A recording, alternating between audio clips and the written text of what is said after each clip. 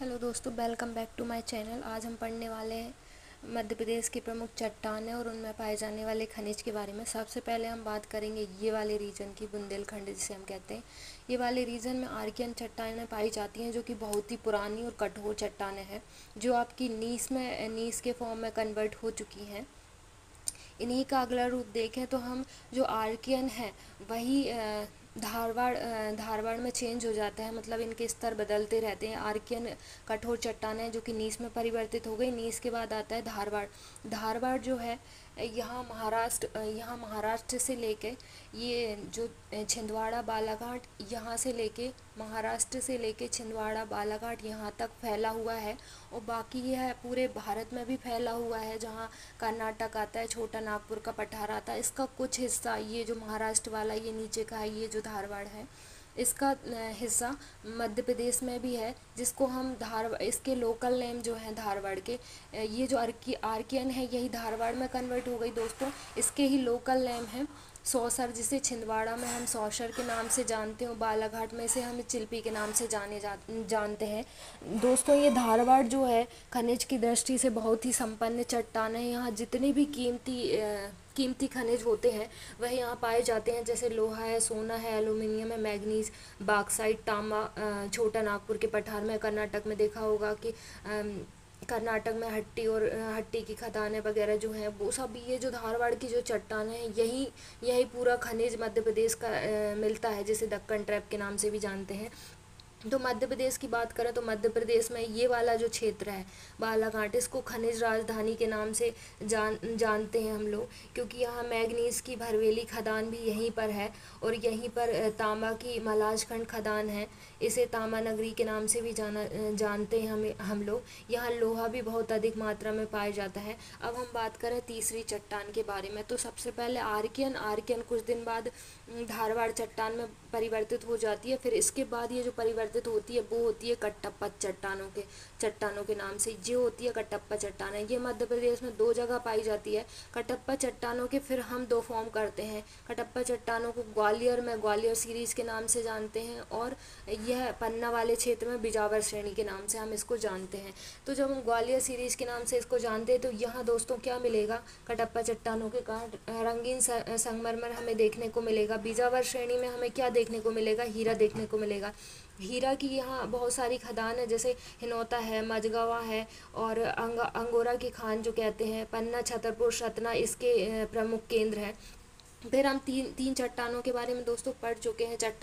जो चट्टानें पाई जाएंगी उसी के हिसाब से यहाँ खनिज की प्राप्ति होगी। अब हम चौथी चट्टान के बारे में बात करते हैं, जो है बिंद क्रम की चट्टान है। दोस्तों, बिंद क्रम की चट्टान है पूरी जो एमपी का जो कोना है, मतलब जो किनारे हैं उसके, वहाँ पाई जाएगी। जैसे ये वाला जो क्षेत्र है, ये वाला जो क्षेत्र है दोस्तों, जो बिंद क्रम की चट्टानें जहाँ जहाँ पाई जाएंगी वहाँ चूना पाया जाएगा, वहाँ सीमेंट की फैक्ट्री लगेगी। एक्चुअली में होता क्या है कि जब मध्य प्रदेश में बहुत साल पहले जब ये सब बन रहा होता है, भौगोलिक संरचना बन रही होती है, तो इसके जो पूरे किनारे हैं ये समुद्र में डूब जाते हैं। तो ये जो समुद्र में डूबते हैं, तो इनके समुद्र में डूबने के कारण यहाँ बृंदकम की चट्टानें चूने में कन्वर्ट हो जाती हैं।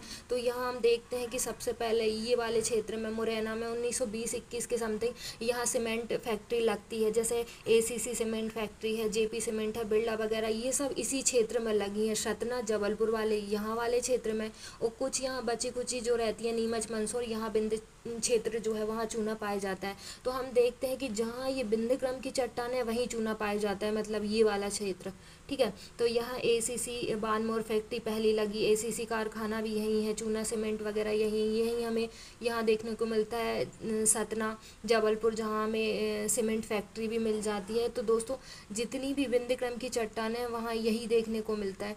फिर हम बात करते हैं ये वाले क्षेत्र के बारे में, गोंडवाना वाले क्षेत्र के बारे में। तो दोस्तों, गोंडवाना क्षेत्र में क्या पाया जाएगा, गोंडवाना क्षेत्र जो है ये जो नर्मदा नदी यहाँ से गुजरती है। नर्मदा नदी जब जब सतपुड़ा और विंध्याचल पर्वत के बीच में यह ताप और ड्यू टू हाई टेम्परेचर, ताप और दाब के कारण यहाँ क्या होता है कि बहुत अधिक मात्रा में पेड़ और जो जीव रहते हैं वह सड़ गल जाते हैं और धंस जाते हैं नर्मदा घाटी में, जो कि कुछ समय बाद गोंडवाना चट्टानों का रूप ले लेते हैं। गोंडवाना चट्टानों में हम जानते हैं कि ड्यू टू जब हाई टेम्परेचर, दाब और बहुत अधिक मात्रा में प्रेशर, ताप वगैरह पड़ता है तो यहाँ का जो क्षेत्र है यह कोयला में कन्वर्ट हो जाता है। यहाँ जो हम देख रहे हैं ये वाला पूरा क्षेत्र है, ये कोयले में फॉर्म हो जाएगा। तो यहाँ दोस्तों हमें कौन से प्रकार की चट्टानें मिलेंगी? गोंडवाना क्रम की चट्टानें, जो क्या फॉर्म करेंगी, जो कोयला का फॉर्म करेगी। तो यही हम देखते हैं कि सबसे बड़ा यहाँ से यहाँ तक सबसे बड़ा क्षेत्र जो है सोहागपुर कोयला क्षेत्र होगा। सबसे छोटा जो 15 मीटर ऊंची परत जहाँ पाई जाएगी उमरिया वाला क्षेत्र यहाँ पे पड़ेगा। यहीं हमें सतपुड़ा, मोह पानी, कानन पेच घाटी, शाहपुरा और बालाघाट, छिंदवाड़ा साइड हमें वो क्या परासवाड़ा क्षेत्र मिलेगा जहाँ की कोयला क्षेत्र पाया जाता है। जोहिला नदी, करार घाटी और सिंगरौली वाला ये वाला क्षेत्र, ये पूरा की पूरा हम कोयला क्षेत्र के नाम से जानते हैं। जहाँ सबसे बड़ा कोयला क्षेत्र सोहागपुर पड़ेगा, यहाँ वाला।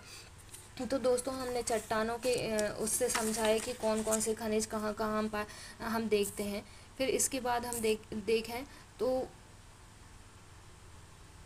हम देखते हैं कि एक्चुअली में और कितने खनिज हैं जो यहाँ पाए जाते हैं। अभी तो हमने चट्टानों के हिसाब से देखा, तो यहाँ वाले क्षेत्र में हम देखते हैं कि यहाँ वाले हम क्षेत्र में देखते हैं कि मैग्नीज और लोहा, और हमें तांबा देखने को मिला, लोहा भी देखने को मिला। ये वाला क्षेत्र है, ये ब्लैक क्षेत्र जो है ये कोयला क्षेत्र है। मैंने बता ही दिया। ये यहाँ चीनी मिट्टी और दतिया में हमें सीसा मिलेगा। चीनी मिट्टी जो मिलेगी हमें ग्वालियर में मिलेगा। यूरेनियम हमें शहडोल में देखने को मिलेगा। कुछ मात्रा में हम देखें तो जबलपुर में हमें लोहा, डोलोमाइट, फेल्सपार वगैरह देखने को मिलेंगे। यहाँ जो सीधी सिंगरौली है यहाँ हमें सोना देखने को मिलेगा। कुछ मात्रा में हम झाबुआ में जाएं तो हमें झाबुआ में रॉक फास्फेट एस्बेस्टॉस मिलेगा। यहाँ हम जाएं तो हमें मंदसौर में स्लेट खनिज मिलेगा। यहाँ के क्षेत्र में जब हम होशंगाबाद की बात करें तो यहाँ टंगस्टन मिलेगा। अगरगांव करके एक जगह है वहाँ पे। और दोस्तों हम और खनिज की बात करें तो हीरा हमने देख ही लिया, जो हिनौता पन्ना की खानों में पाया जाता है, यहाँ मिलेगा। ग्वालियर में हम चीनी मिट्टी के कारखाने देख चुके हैं। दतिया में हमें शीशा देखने को मिलेगा। सोना हमें सीधी में देखने को मिलेगा। जबलपुर में लोहा मिलेगा। और मैंगनीज हम बात ही कर चुके हैं। अब्रक की बात करें तो हमने पहले ही बात कर चुके हैं कि ये वाला जो धारवाड़ वाला रीजन जो रहेगा उसमें ही अब्रक, सोना, मैंगनीज, बॉक्साइट, वैसे तो बेसिकली बॉक्साइट कटनी में मिलता है, लेकिन ये वाला जो क्षेत्र है यहाँ भी बॉक्साइट अधिक मात्रा में मिलेगा। और चांदी और सोना ये हमें सीधी सिंगरौली साइड देखने को मिलेंगे। और चूना जितना भी है बिंद क्रम की जो चट्टान है यहाँ नीमच, मंदसौर और ये वाला ग्वालियर वाला रीजन है, यहाँ हमें रंगीन संगमरमर देखने को मिलेगा। यहाँ हमें कोयला क्षेत्र देखने को मिलेंगे।